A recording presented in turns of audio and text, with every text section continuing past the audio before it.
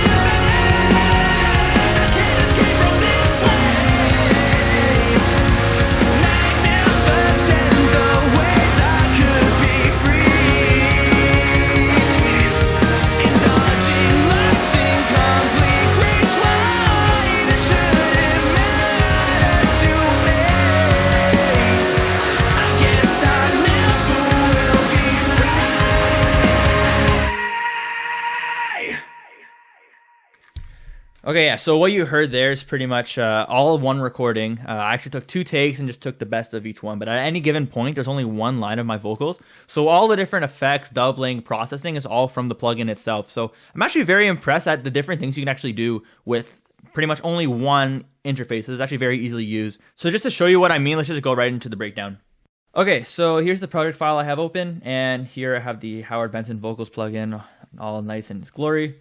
As you see, it's all packaged in one little interface. So there's the vocals, EQ, multiplier, width, echo, space, and output. I'm going to go through one by one explaining exactly what each one does. But first off, when you open up this program, you should probably check the presets. So in the factory presets, there's 4 different packs here. And I explored mostly the ones by Howard Benson, but you can find a good starting point for your sound. In this case, I thought that the master channel with effects was the best one. I really liked how the compression and equalizer sounded, and they had a good starting point for the echo and space. But I think the first thing I should do is just play through the a cappella version, just so you can hear all the different effects I had on my vocals.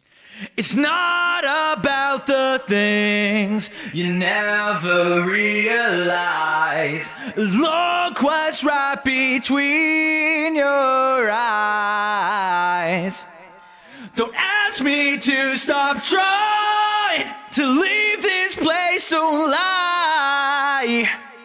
It doesn't matter to you. This time I'm living. I can't escape from this place. Magnificent the ways I could be free.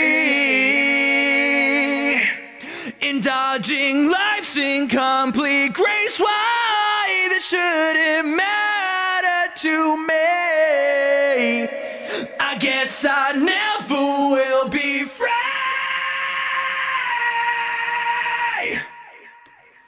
Cool. So as you can see, a lot of stuff going on, and I think the most impressive part is that this is all just one vocal line at a time. So here, whenever I have anything doubled, it's just that in general what I like to do is I like to have a main track, and then when I need to add effects, I just put them in different layers. Just gives you a little bit more flexibility when it comes to mixing, like how much of the bass sound there is, and then how much of the background effect you want. So, like for example, here, Never realize. I have the panned backup lo-fi, I guess. And what you'll notice is, let me open this up. Never realize. That it sounds like it's doubled. So if you check in the Howard Benson plugin, you'll see the multiplier is all the way up to amount, and that pretty much gives you how much of a split between the two left and right ears there are. So Never realize. And then turn it all the way down. This is how it will sound. Never realize. So it's good if you want to have it sound like you recorded multiple times. So I just kind of skipped over vocals in EQ. That's just because the default ones that were with this preset I really like a lot. So there's really good compression. The highs and mids are very nicely boosted with a very good de-essing quality I found. One thing that I do change around is inside EQ, there's a lo-fi, which obviously you heard the lo-fi effect. I'll just compare you the two. This is lo-fi. And then without the lo-fi, it'll sound like this. Never realize. So what you see is, I mean, it's a good quality. Don't have it all the time, of course, but it's like a good, nice little effect to have. Lastly, the grit. So that's just like, it adds a bit of saturation to your voice. So if you're doing screams or some really high raspy stuff, it's probably a good idea to have a little bit of grit. Gives it a little bit more of a punch. Mostly useful if you're doing some sort of scream. So the most screamy part of this song that I did was like the "Doesn't matter to you" line. And that's this. It doesn't matter to you. It's a little more gritty. If you turn it all the way down, it'll sound like this. And it does. The grit does add a little bit of gain, so I've had to toy with the output, so it's going to be a little quieter. It doesn't matter to you. In general, though, it gives it a little bit of power. I guess I'll move on to width and these ones here. So width is just exactly how it sounds. If you have, I'll show it from this one as well. If you just have one vocal line, which here I'll mention again, it's very impressive how you can take one vocal track and make it sound like you recorded multiple times, right? It doesn't matter to you. That doesn't sound like I recorded it once. It sounds like I have like 4 different vocals going on at the same time. If you turn off the multiplier, you'll hear this. It doesn't matter to you. So you'll notice the width is pretty big. If you turn that down, you'll notice how it sounds originally. It doesn't matter to you. So like when you record something in mono, all the sound is going to be in the middle, like 0% panned. If you want it to sound a little thicker, so let's just say you're singing a chorus, you want to do this. It doesn't matter to you. Make it sound like you double tracked it and then aligned the vocals so it sounds like one. It's very nice how it's all nicely packaged here. And then the last two are echo and space. So echo, as it sounds, would just be like a delay. So in all these cases, I have like a ping pong delay going on. So you can hear it specifically at the end of the song where the final note goes, and then you hear it ping ponging back and forth, right? Hey! So I usually stick with the default ones. You can turn up how much like it peaks through the mix, but what I find is a little bit obnoxious if you have it too high in a mix because, I mean, it'll sound like you're just overdoing the effects. And finally, space. So that's just reverb. So this one depends on the song. In general, you don't want to go overboard with it because it's just to make it sit with the mix better. I'll show you this one. Not about the things you never realize. So there's a little bit of reverb. You can go way overboard and have it sound like this. Not about the things. So amount just tells you how much of the wet is coming through. The size tells you how big the room is, I guess if you want to look at it that way. Little effort in the recording can give you actually a lot of stuff if you spend more time in the post-production. So here, you'll notice that these tracks, it sounded like I was doing backup vocals, right? Magnificent the ways I could be free. So am I lying that I only recorded once, or did I just use Melodyne and then pitch shift it down to a harmony and then, well, that's what I did, right? So Magnificent the ways I could be free.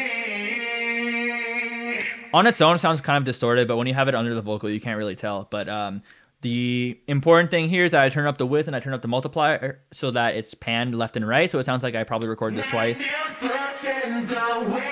And then together with this. Magnificent the ways I could be free. Yeah, so you can kind of like, not cheat, but it's like if you are done recording, you spent all your time and you're like, oh, I want to add a little bit of a backing vocal. You can play around a little bit and make stuff work. In general, though, like I actually really, really like this plugin. I'm definitely going to be finding lots of uses for it. And as you notice here, there's a lot of overlap. So if I want to lower the reverb, increase the delay, or increase the width, decrease the multiplier, it's all here in one. And I haven't even started to look at the different presets there are. Either way, there's a lot to toy around with, and I think the best thing is to spend 30 minutes just trying out everything and seeing for yourself how it goes. But yeah, I definitely endorse this, and I'm happy that Joey Sturgis Tones reached out to me so that I can toy around with it and show you guys what I can do with it. I'm definitely going to be using this for my future videos and covers and originals. So in conclusion, I really enjoyed this plugin.